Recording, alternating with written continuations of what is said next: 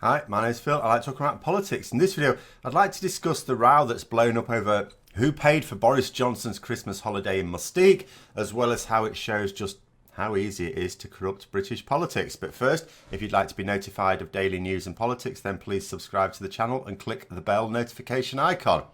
So, at a time when the Labour leader was helping to give out free toys to children and helping the homeless, our newly crowned Prime Minister was sunning himself in Mustique. Talk at the time was for who's paying for this extremely expensive, exclusive holiday away from home. Well, Boris Johnson has this week written in the Register of Members' Interest that it was the Carphone Warehouse founder, David Ross, who's also a Tory donor as well. Now, the registers of members' interest is where MPs have to reveal all gifts above a certain monetary value.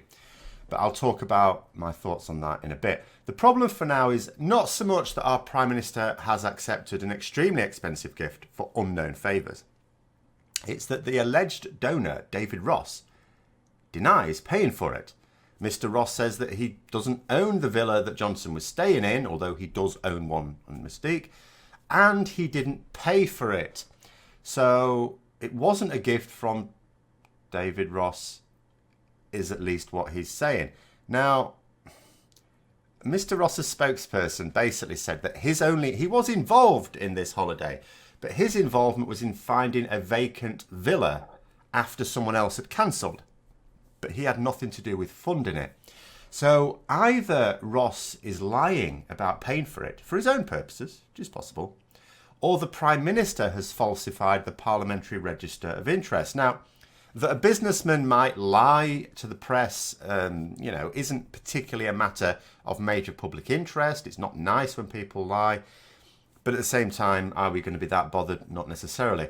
But if the Prime Minister is falsifying gifts received, the sources of them, possibly to hide the identity of someone who would like to remain anonymous, that is a more serious matter.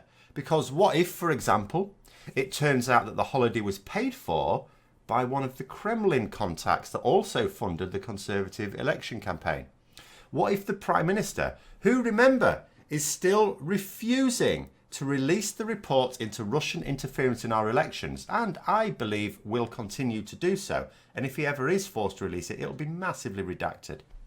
What if this Prime Minister, who's sitting on this report into an attack on our systems, was found to have accepted a £15,000 holiday indirectly from the Russian government?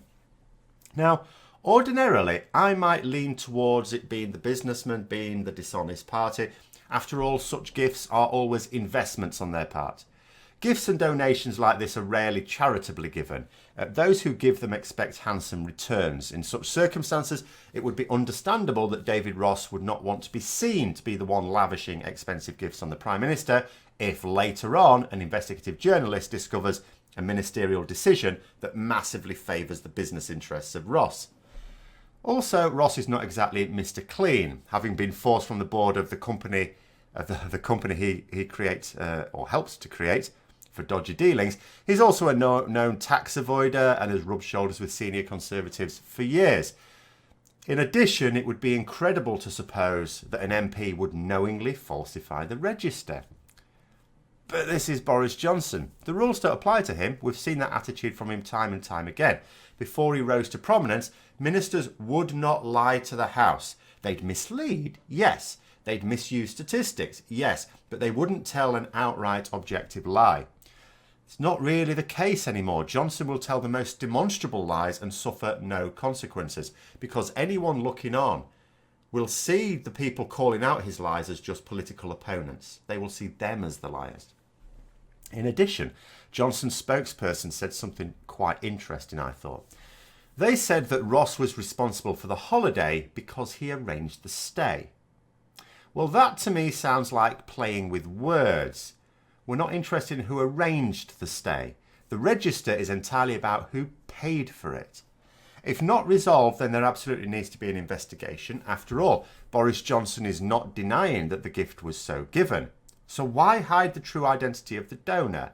The purpose of the register in the first place is to allow the public to judge whether or not political favours are being granted for money or expensive gifts. We want to see the links between who benefits from government decisions and who gives to the government, or its ministers, or indeed their party, these valuable donations. But of course that's not really good enough. Even when the donations are clear, the returned favour is clear and the corruption link is obvious, too few of the public see it, so that corruption is still allowed to flourish.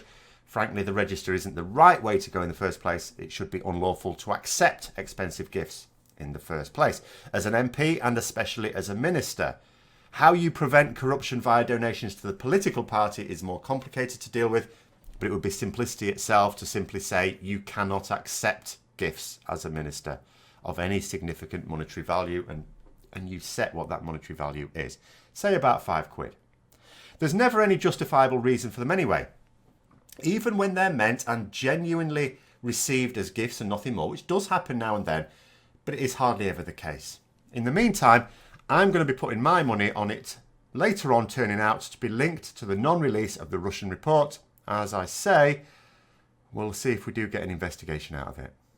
But anyway, until then, I hope you found the video interesting. If you did, don't forget to click the like button. And if you'd like to support the channel further, then please also click the Patreon link for details. And until next time, I'll see you later.